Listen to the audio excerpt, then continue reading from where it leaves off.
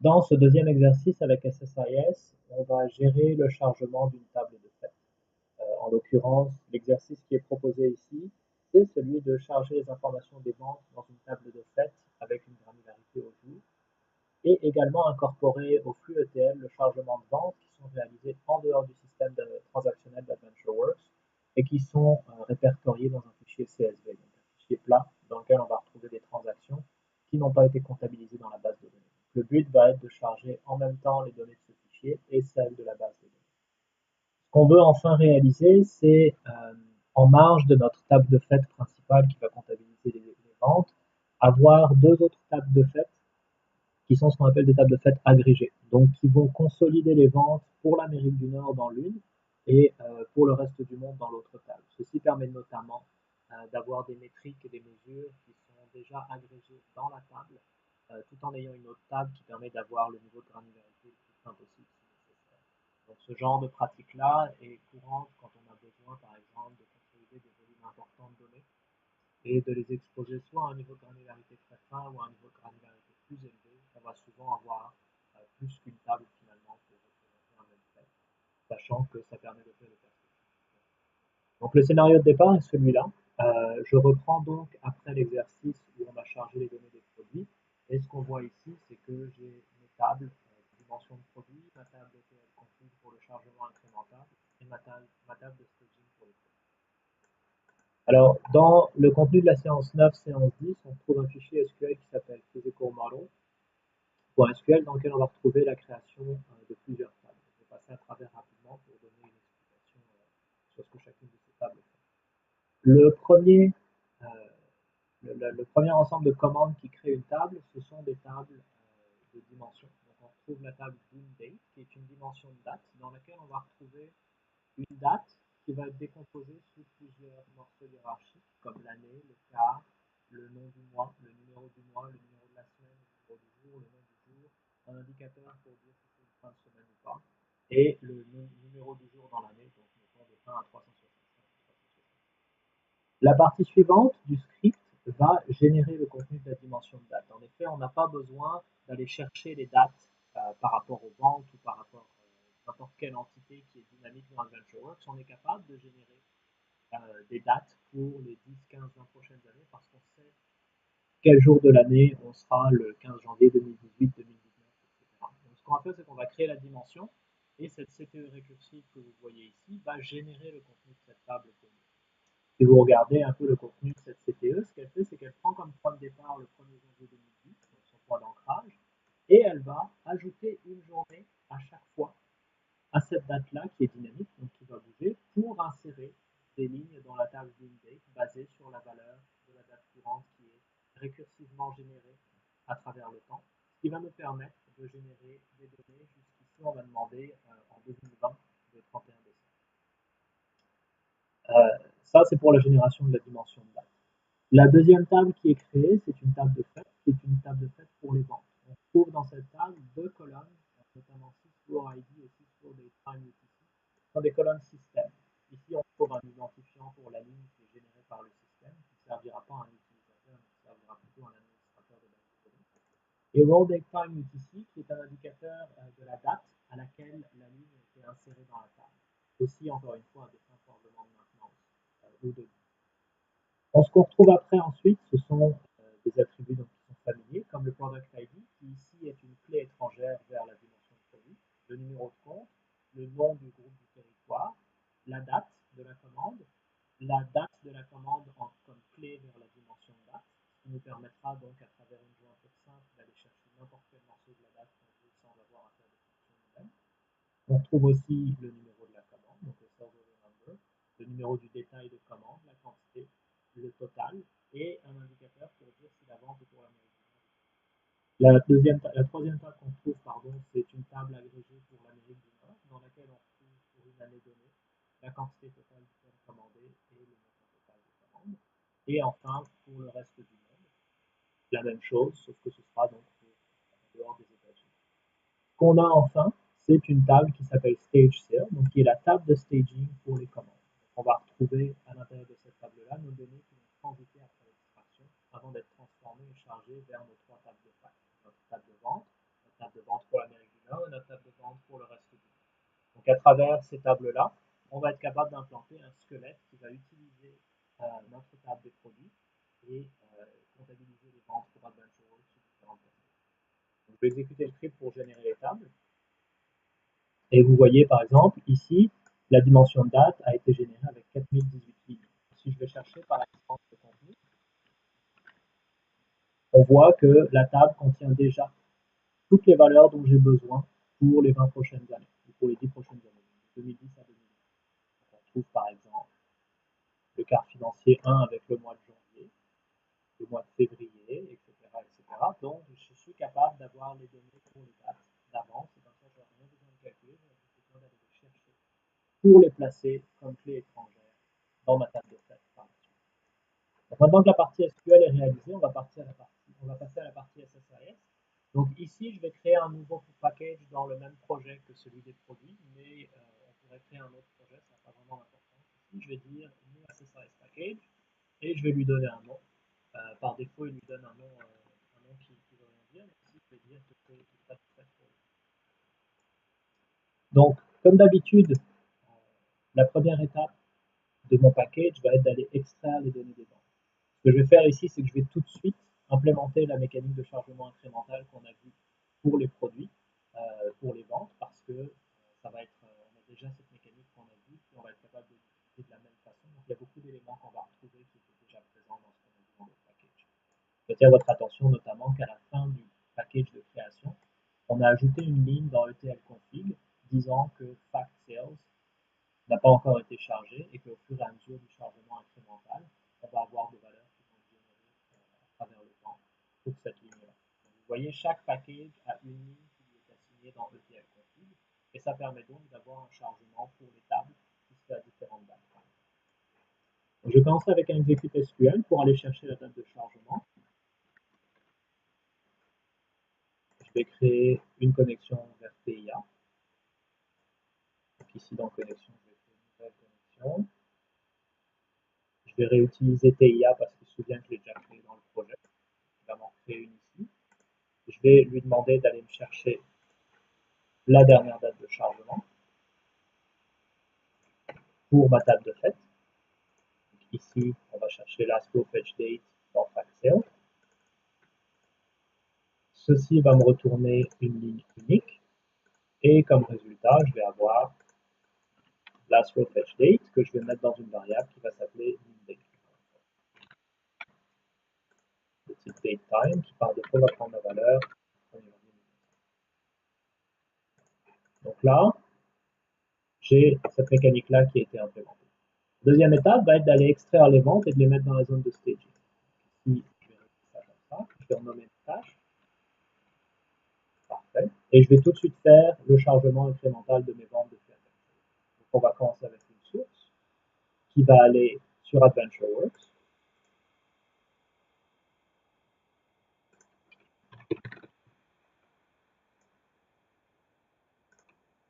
Ça. Et cette source-là, on va lui demander d'aller chercher nos données des ventes avec un paramètre qui va être celui basé sur notre date de chargement. Je vais configurer la tâche de source. Ici, on va utiliser une commande, parce qu'on ne va pas chercher toutes les données de la table. Et je vais copier-coller la commande que vous avez dans le fichier Word. Donc, il va chercher le numéro du produit, parce qu'on va aller chercher le produit par son numéro de produit, numéro de compte, etc. Et ici, on retrouve la fameuse clause qui nous permet d'aller chercher les ventes qui ont été modifiées depuis une certaine date, qui sera ma dernière date de chargement. Ce qu'on trouve aussi ici, c'est les ventes qui sont complétées. Donc, on a différents statuts pour les ventes et 5 correspondent au statut complété. On va aller voir ça sur les propriétés de la colonne. Donc ici, dans les paramètres, je vais dire que ce paramètre-là, qui est en input, va être assigné avec la valeur de ma variable index. Ça, ce que ça va me donner, c'est donc un chargement qui va être incrémental. Ensuite, je vais ajouter une tâche pour lire les données du fichier CSV. Donc ça, ce sont les données qui vont provenir d'AdventureWorks. Maintenant, les données qui vont provenir de mon fichier CSV vont être lues à partir d'une autre connexion qui sera elle vers un fichier plat. Donc ce que je vais faire, c'est que je vais ajouter une autre source. Et cette fois-ci, au lieu de dire que je vais me connecter sur SQL Server, je vais me connecter sur un flat file. Okay? je vais lui indiquer l'emplacement de mon flat file et il va falloir que je configure un certain nombre de choses pour être capable de l'utiliser comme il faut. Donc ici, je vais dire que c'est pour les ventes. Et je vais lui dire que mon fichier se trouve dans C, TIA, SSIS,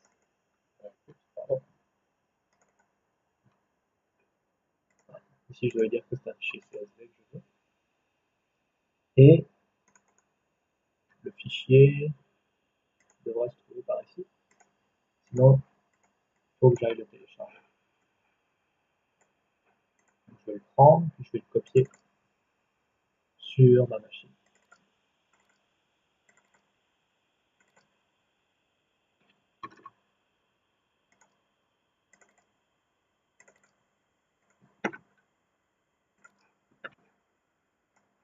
Je vais le récupérer dans ma VM.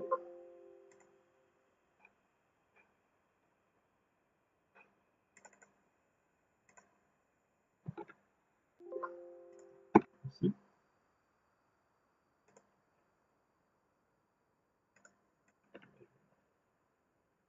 Voilà.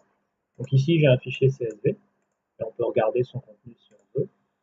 Vous allez voir que c'est un fichier CSV comme vous avez l'habitude d'en voir, avec ici des barres verticales pour séparer les champs. Donc on prend ce fichier-là, et on se rend compte qu'il y a un certain nombre de paramètres qui sont par défaut assignés par SSIS. Et ce que je veux lui dire aussi, c'est que mon fichier n'a pas de nom de colonne dans la première ligne. Donc si on regarde le contenu du fichier lui-même, vous voyez, j'ai pas de nom de colonne dans la première ligne, donc je lui indique ça. Sinon, je pourrais en avoir, puis lui demander, par exemple, de passer les X premières lignes pour pas qu'il y ait de problème avec le chargement des noms de colonnes. Une fois que j'ai fait ça, il va falloir que j'assigne des noms à mes colonnes. Pourquoi? Parce qu'on se rend compte ici que dans mes colonnes, j'ai différents noms ici, mais qui sont colonnes 1, 0, 1, 2, 3, 4, etc. Il a inféré que le délimiteur de colonne était une barre verticale, ce qui est vrai, et que la fin d'une ligne était marquée par un retour et un caractère pour insérer une nouvelle. Donc ici, ce que je vais faire, c'est que je vais cliquer sur Advanced et je vais donner des noms à chacune de ces colonnes pour être capable de m'y retrouver après dans le reste du document. Donc la colonne 0, je vais utiliser mon format number et il faut que je lui dise quel type de données on a. Alors ici, on a des types qui sont ce qu'on appelle des Unicode strings ou des wide strings parce que ça correspond au N bar char dans VentureWorks, qui sont des chaînes de caractères qui sont capables d'être Unicode, donc de contenir des caractères spéciaux. Donc ici, la longueur maximale pour le product number, c'est 25. Pour la colonne 2, on trouve avec, encore une fois, une wide string avec une longueur de 15. Pour la colonne 3, on retrouve territory group avec ici wide string, longueur de 50, c'est correct. Ensuite, on a order date, qui est une date qui est mappée sur un champ de type DB timestamp. Ensuite, on retrouve sales order number, qui est aussi un wide string, qui a une longueur de 25. Ensuite, on retrouve sales order number, qui ici est un entier, et un entier à 4 bits, donc un I4, ça s'appelle. Ensuite, on retrouve line quantity, qui est aussi un entier, mais qui est un entier plus petit, qui est I2, ce qu'on appelle. Et on a enfin line total, qui est une valeur réelle, et qui est donc mappée sur ce qu'on appelle un numérique. Donc on va trouver dt numérique ici comme type, et pour lequel il faut spécifier une précision et une échelle. Alors, l'échelle et la précision qu'on va utiliser ici, la précision c'est 38 et l'échelle c'est 6. Ça correspond finalement à ce qu'on a dans un monolith dans SQL Server. Ici, je vais pouvoir dire OK. Et là, j'ai ma source, donc en plus de ma source vers VentureWorks. L'étape suivante qui est importante, c'est de prendre ces deux jeux de données et de les fusionner ensemble. Pourquoi? Parce qu'on veut faire une seule fois les transformations une fois concaténer les deux jeux de données ensemble, plutôt que de faire les transformations pour la base de données, puis les transformations pour le fait. On va les mettre ensemble, les merges, ça s'appelle dans SSIS, puis après ça, on aura un seul flux de données qui aura les deux jeux de données, et on va appliquer toutes les transformations sur ces deux jeux de données en même temps. Alors, pour être capable de faire ça, il faut d'abord appliquer une opération qui s'appelle un sort, autrement dit un tri. SSIS, on a besoin pour être capable de dire que les données ont été triées dans les deux jeux de données et qu'on peut les mettre ensemble. Donc ici, ce que je vais faire, c'est que je vais dire qu'on va trier par sales order number et sales order detail ID, tout simplement. On peut choisir ascendant ou descendant, si on va laisser ascendant. Et je vais faire la même chose pour la tâche de tri qui part du fichier CSV. Sales order number, sales order detail ID. Parfait. Donc là, SSIS va être content, je vais être capable de fusionner mes deux datasets. Donc si je prends la tâche merge ici, que je la mets au milieu, je vais inclure mes deux datasets. Donc ici, je vais lui dire que l'input merge input 1 provient de cette opération de tri. Ensuite, par défaut, le merge input 2 viendra de cette opération de tri. On voit quand on double-clique dessus, c'est que on a ici les noms des colonnes qui vont sortir et les noms des colonnes qui proviennent de la source AdventureWorks et de la source fichier plat. Donc, on dit ici, merge input 1 c'est get stuff from AdventureWorks, merge input 2 c'est flat file source. Donc on voit ici que les noms ont été mappés basés encore une fois sur une correspondance. Et ici, ce que je vais faire, c'est que je vais lui assigner Server Editor ID. Après ça, je vais faire OK.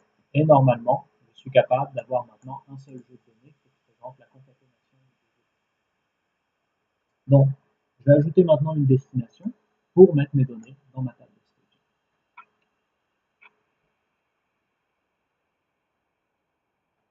Ici, ça va aller dans TIA.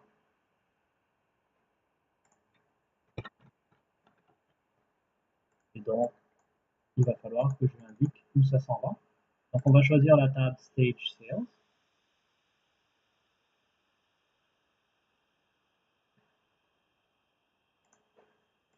Et on va regarder les mappings entre les colonnes. Et on voit que ici, la ligne 6 row date time UTC n'est pas assignée, ce qui est normal, parce qu'en fait, si on regarde, c'est une ligne qui est réservée au système et qui est à laquelle on assigne par défaut la valeur de la date courante du système SQL. Ici, je vais assigner la colonne line ID avec close order detail ID et line total amount, je vais prendre line total. Vous voyez, même si je suis capable de faire l'assignation manuellement, comme SSIS ne voit pas que les données sont exactement les mêmes, ou ne sont pas du tout les mêmes, il ne va pas le faire. Là, je peux dire OK. Et normalement, ma tâche d'extraction et de chargement dans la zone de staging. Maintenant, il nous reste toujours l'opération de mise à jour du chargement fondamental, donc cette fameuse date qui nous permet d'indiquer quelle vente on a trouvé la dernière fois. Donc je vais ajouter une tâche SQL ici qui va être de mettre à jour la date de chargement, la last date. Je vais l'exécuter après stage sale, mais peut-être qu'on voudrait faire plutôt à la toute fin du package comme ça. Ici, ça va se brancher sur TIA et la commande qu'on retrouve dans le document Word est la suivante.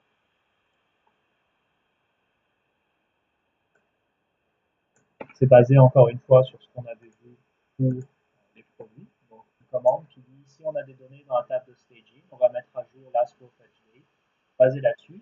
Et ici, c'est pour la fact sales comme table, et non pas pour tout le product comme c'était la dernière. Ici, on ne veut pas de résultat. Et normalement, on devrait être capable de faire un test pour voir l'exécution. Si je lance maintenant le package, il va se compiler, ça pourrait prendre un petit peu de temps.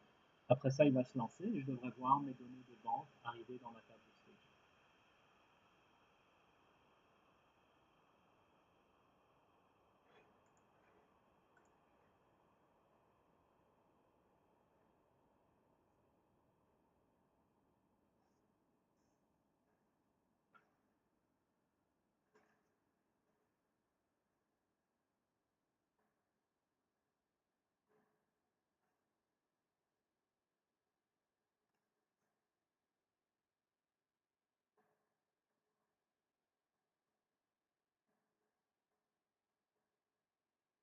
Donc une des choses qui est importante là-dedans qu'on voit, c'est que une partie des choses qu'on a bâties pour Dean Product, on est capable de les reprendre pour les utiliser dans notre table de facts de vente, notamment ETL config, la même mécanique pour les chercher, les dates, etc. Donc, il y a beaucoup d'éléments qu'on fait une fois qui sont peut-être compliqués, mais qu'on peut réutiliser par la suite.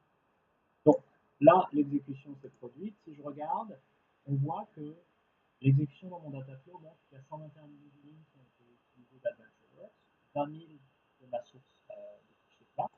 Et ici, ce qu'on voit, c'est qu'après la fusion des deux, on a 121 000 plus 20 000 et quelques, qui nous donne 141 967 lignes, qui devrait être donc dans la table de staging. Si je veux voir ce qu'on a dans Stage Zone, on retrouve bel et bien 121 000 lignes, avec ici des données qui correspondent à ce qu'on a été extrait. Vous voyez 141 967 lignes qui correspond à ce qu'on devrait avoir. Donc, je vais arrêter l'exécution ici, et comme on est encore une fois en train de développer un package, ici on est dans un état où on a des données dans le staging, mais rien dans la table de fait. La zone de staging n'a pas été nettoyée, tout ça, donc je vais effacer ce que j'ai dans ma table de staging, mettre à jour la table de TL config pour être capable de refaire une exécution par après sans avoir d'erreur. Je vais prendre cette commande.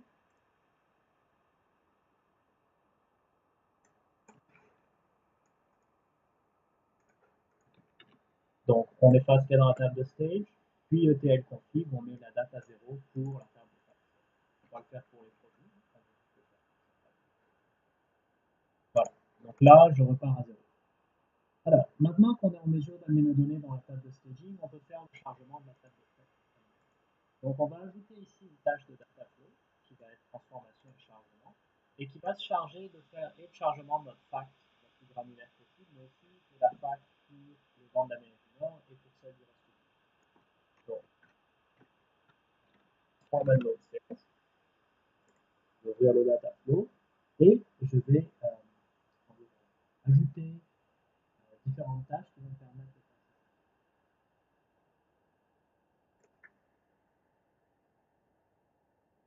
Ici, je vais commencer par ajouter une tâche de source qui va aller chercher les données de la zone de staging.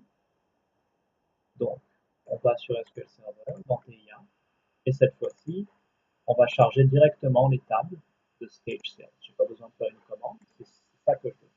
Ensuite, je vais dire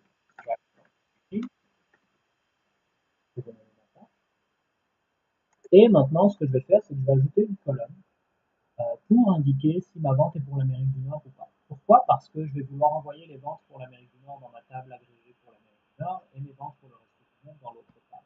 Sachant que de toute façon, toutes les données iront aussi dans ma table de fait principale qui va juste contenir toutes les ventes. Donc je vais rajouter cette colonne avec un derived column.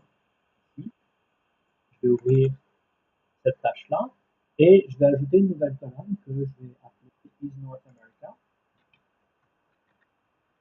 qui va indiquer tout simplement s'il s'agit d'une vente pour l'Amérique. Et pour ça, je vais dire si la colonne est égale à North America, à ce moment-là, je vais avoir la colonne North America qui va être à 1, sinon elle va être à 0. Par défaut, SSIS a deviné comme je faisais une assignation basée sur une comparaison. Le type qui va résulter de ça va être booléen. Donc, je peux dire OK.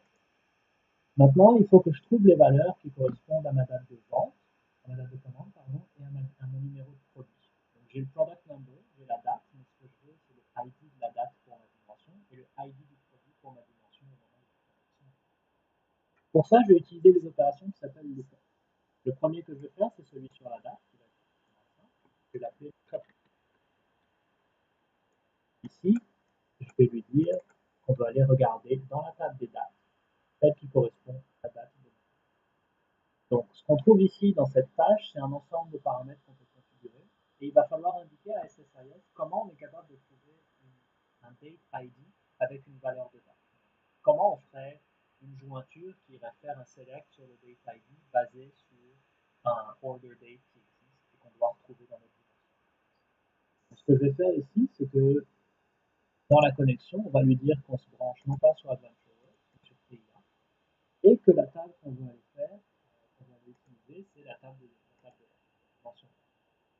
Dans l'onglet colonne, on va retrouver ici la dimension de date et ici qui vient de ma zone de staging, ma table de staging. Je vais donc cliquer entre les deux tables et dire que je vais faire Edit Mapping. Autrement dit, je vais lui indiquer comment faire la correspondance entre ma source et ma dimension de date. Ici, Order Date, c'est ma source, et je veux comparer ça avec Date Value. Autrement dit, si je compare les deux, je voudrais qu'on retourne la colonne Date ID. Donc on va ajouter la colonne Date ID basée sur une égalité qu'on va être capable d'insérer entre Order Date et Date Value dans la vie. Je vais aussi ajouter la colonne Year parce que j'ai dans mon schéma ici demandé à ce qu'on affiche aussi l'année pour une fois dans ma table de fête agrégée pour l'Amérique du Nord et pour le reste. Donc ici, je vais dire Year et Date ID sont ajoutés. Donc Add as new column. Je vais faire OK. Et là, mon lookup pour la date est fonctionné. Maintenant, il faut que j'ajoute un lookup pour mon produit. Je vais ajouter une autre tâche de lookup. Je vais la lookup product. Lookup product va être différent.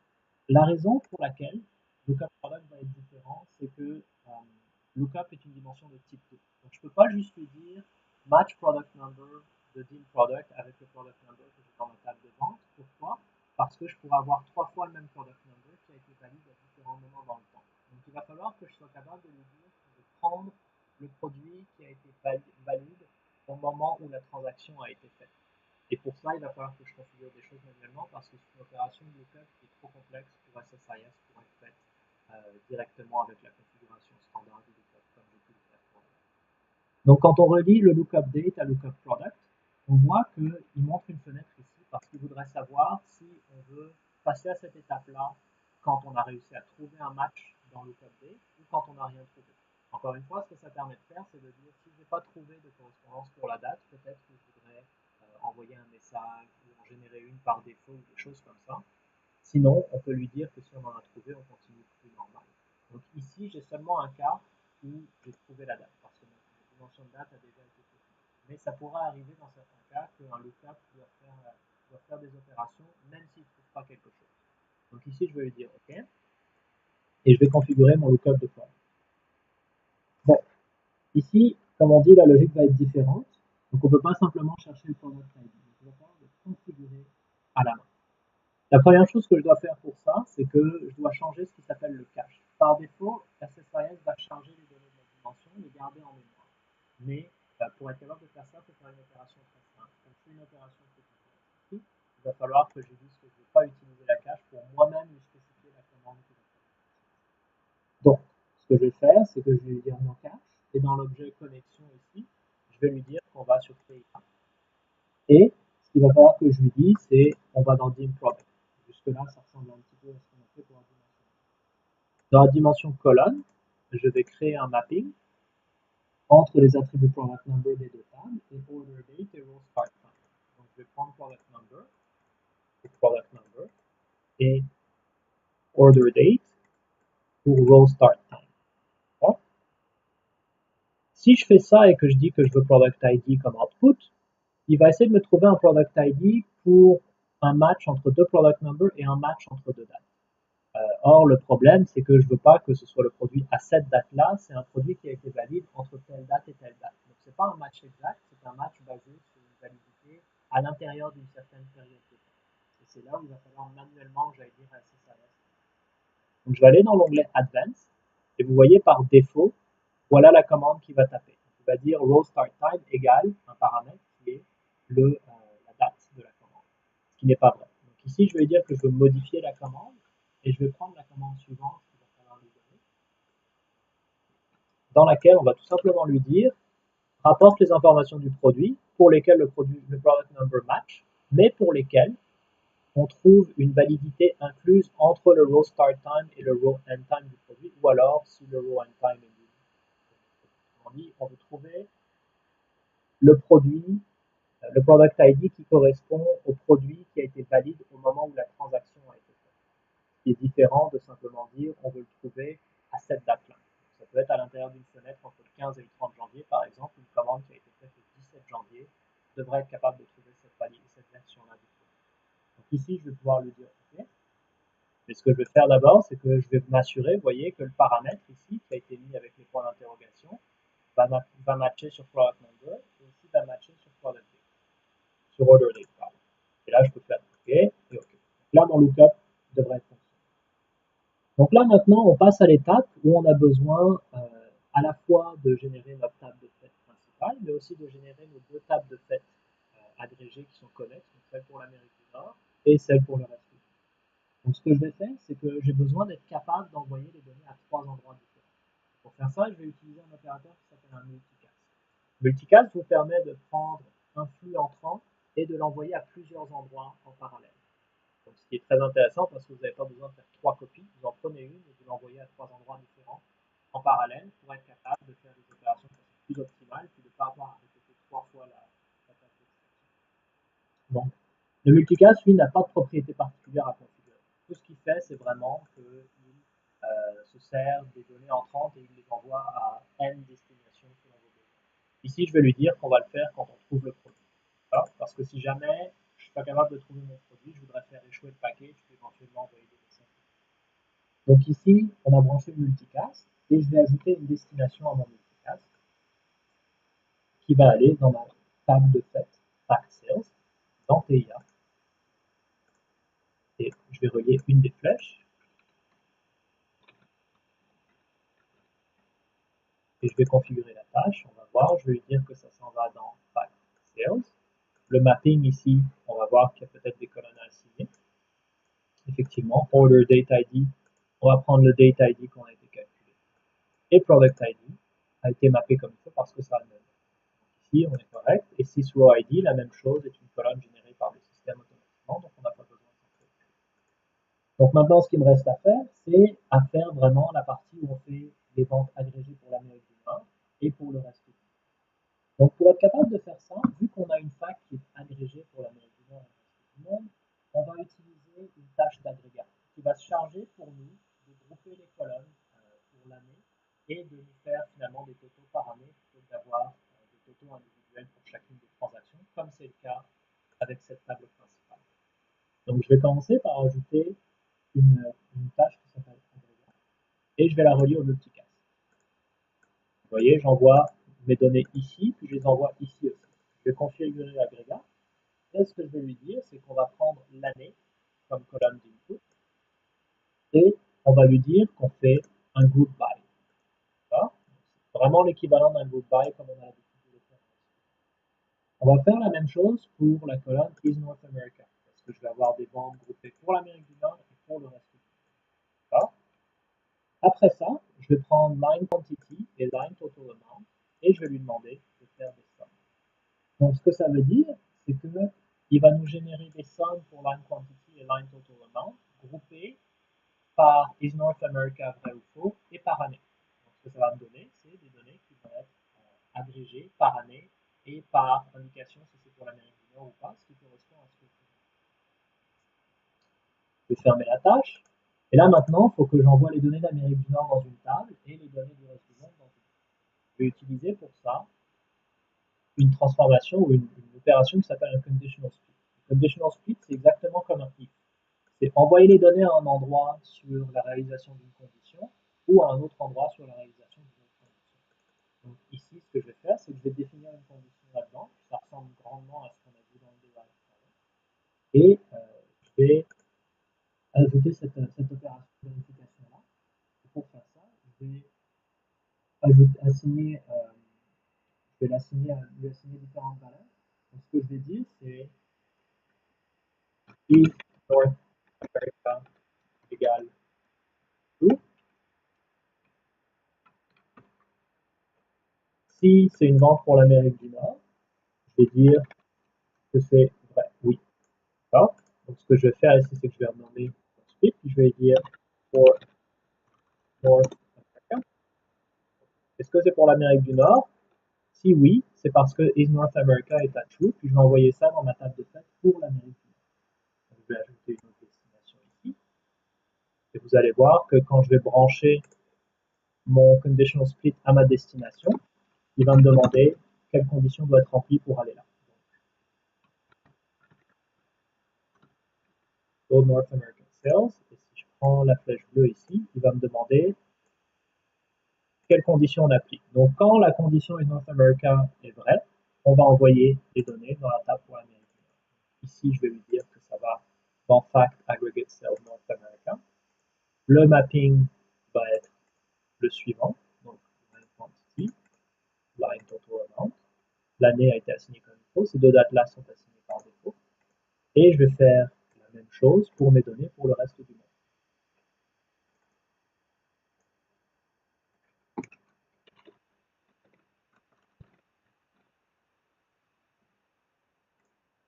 Et par défaut, c'est la condition autre, donc else, qui va être appliquée à ce moment-là. Je vais configurer ma tâche. Ici, c'est pour ma table de fait Rest of the World. La même chose, line quantity, line total amount. Parfait. Donc là, normalement, je suis capable de charger toutes mes données dans ma table de fait principale, ma table de fait agrégée pour l'Amérique du Nord et ma table de fait agrégée pour le reste du monde. Maintenant, on va être capable normalement d'exécuter le package, mais ce qu'on va vouloir faire, c'est ajouter deux choses. On a besoin d'abord de nettoyer notre zone de staging après l'exécution du package. Puis l'autre chose qu'on a besoin de faire aussi, c'est de se débarrasser de notre fichier CSV. En effet, si on dit qu'on charge le fichier sales.csv, si j'exécute le package plusieurs fois, il va vouloir le prendre. Donc, ce que les gens font en général, c'est qu'à la fin de l'exécution, comme on efface la zone de staging, ils vont prendre le fichier CSV, puis ils vont le bouger dans un autre répertoire qui indique qu'il a déjà été traité. Comme ça, le répertoire dans lequel on va chercher le nouveau fichier est vide, et le lendemain, par exemple, un nouveau fichier arrive, puis on le traite et on le bouge dans l'autre répertoire, etc. C'est un peu pour être capable de dire ce fichier-là est terminé, on en garde une copie au cas où, on pourrait décider de l'effacer, mais très souvent on garde une copie au cas où, et après ça, on décide d'avoir un répertoire vide, comme ça le lendemain, un fichier avec le même nom peut arriver, et c'est ce nouveau qu'on va traiter, et l'ancien va être bougé. C'est très compliqué, à l'inverse, de dire qu'on charge seulement, mettons, les 20 premières lignes du fichier, puis que le lendemain, on va charger à partir de la ligne 21, etc. En général, la façon dont ça fonctionne, c'est qu'un système génère un fichier pour X transactions, puis le lendemain, il génère un autre fichier. Il ne va pas ajouter dans le même fichier. C'est traité par batch, donc ça arrive en général de façon quotidienne, plusieurs fois par jour, ou à d'autres intervalles selon les besoins de l'exercice. Donc là, ce que je vais faire, c'est que je vais commencer par ajouter ma tâche de nettoyage de la zone de staging. Je vais faire une tâche que je vais relier après le chargement des ventes. Je vais lui dire que ça va dans TIA et je vais tout simplement lui dire que et là, ça se charge du nettoyage. La deuxième étape que je vais faire, c'est l'étape qui bouge le fichier CSV. Donc pour ça, je vais utiliser ce qu'on appelle une tâche file system, une tâche pour le système de fichiers. Donc je vais relier cette tâche-là, et ce que je vais faire, c'est que je vais la relier comme ça. Donc autrement dit, je vais dire à SSIS de faire cette tâche-là et cette tâche-là en même temps. Comme elles ne sont pas reliées l'une et l'autre, il n'y a pas de problème. On va tout faire après cette exécution-là, mais autant faire ces deux tâches en même temps. Ici, je vais lui dire qu'on bouge le fichier CSV, et je vais configurer la tâche et je vais lui expliquer ce que je veux qu'on fasse. Donc ici, je dois lui dire qu'est-ce qu'on doit faire. On doit copier le fichier, donc on veut bouger le fichier. Est-ce qu'on veut, quel fichier on veut bouger? Donc on doit lui dire quelle connexion on va prendre. Et là, la connexion source, c'est celle de mon fichier Nadonan. Et il va falloir que je configure une destination. Donc ici, la destination va être une nouvelle connexion qui va être pour créer un fichier, par exemple, ou ici, comme ce qu'on veut, un répertoire existant. Donc on veut bouger un fichier dans un répertoire existant, et ce répertoire, ici, on l'a assigné arbitrairement à C, TIA, data, done. On dit tous les fichiers qui ont déjà été processés vont aller dans ce répertoire. OK. Et on va lui dire éventuellement, on est capable d'écraser le fichier à chaque fois finalement qu'on fait l'exécution. Et je vais fermer la tâche. Et là, ma tâche est configurée et je vais être capable de tester ma tâche. Donc à cette étape-là, mon package est complètement implémenté. Ce qui me reste à faire maintenant, c'est m'assurer qu'il roule comme il faut. Je vais le lancer.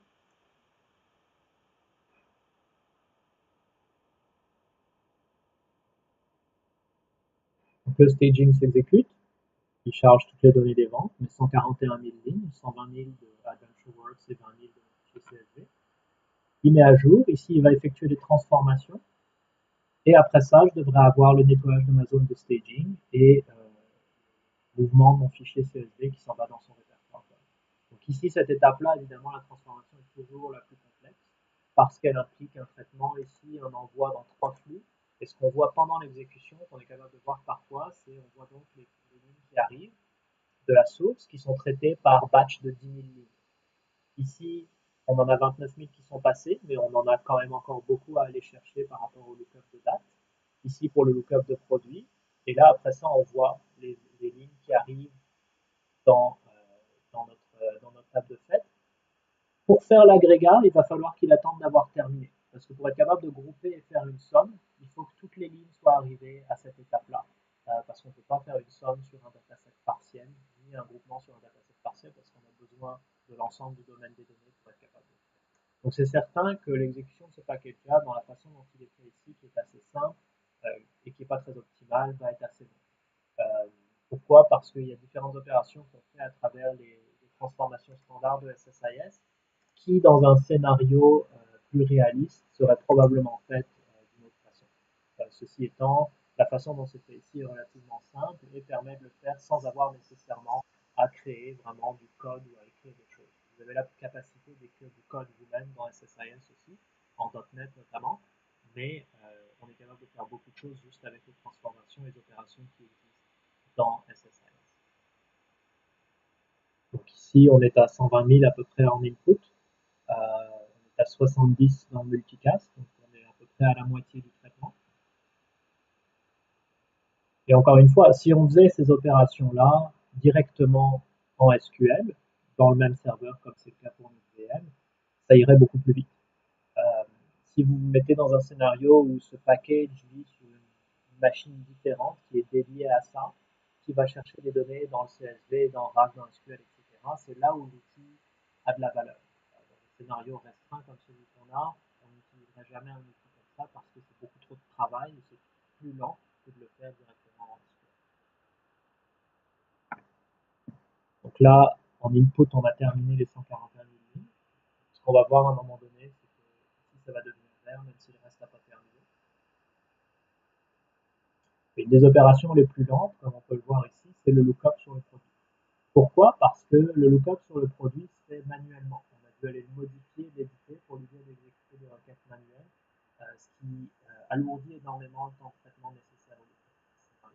Il y a d'autres façons de procéder qui impliquent d'écrire plus de code. Donc ici, j'ai opté pour la méthode la plus simple, mais on voit rapidement que ce n'est pas la méthode la plus efficace. Donc ici, on a fini l'input.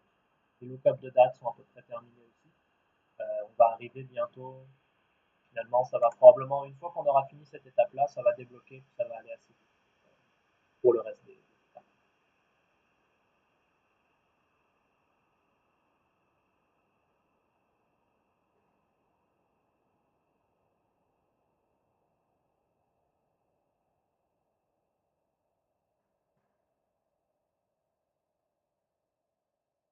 Parfait, parfait, parfait. Voilà.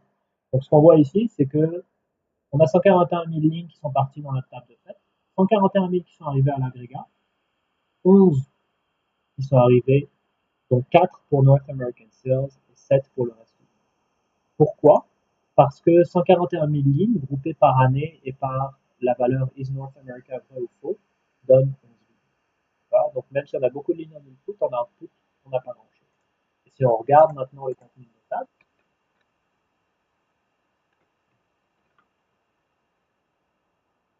on voit ici donc nos valeurs. Et ce qu'on va retrouver, par exemple, ici, c'est Order Date ID et Product ID. Donc le gros avantage de cette façon de faire, c'est que je peux demander, par exemple, select d.star.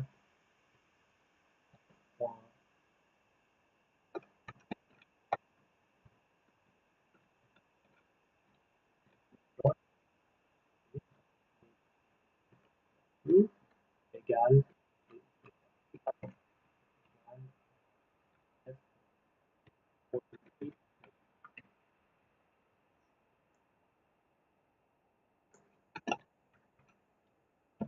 Donc ce que j'ai ici, c'est la possibilité d'aller chercher, par exemple, donnez-moi les ventes tous les mercredis pour les Pays-Bas entre le mois de juillet et le mois de décembre de façon très intuitive. Donc non pas en tapant des commandes SQL pour faire des fonctions opération de transformation de date, mais vraiment pour aller chercher les informations qui sont pertinentes dans ma dimension de date. Donc, on pourrait dire de me donner toutes les ventes les samedis et les dimanches, donc seulement les week-ends par exemple, basé sur un quart de l'année quelconque, basé sur un jour de la semaine, sur un numéro de mois, etc., de façon beaucoup plus simple que si j'avais besoin de faire ça en faisant des date names, des date bars, comme on a fait jusqu'à maintenant. Je vais regarder maintenant le contenu de mes tables agrégées. Je regarde ce qu'elles contiennent. Donc pour North America, si on regarde ici ce que ça contient, donc ça indique que l'année 2011, on a 12 157 items qui ont été commandés, donc la somme du order quantity, 60 834 en 2012, etc. Et voici les montants totaux qui ont été dépensés. Et pour le reste du monde,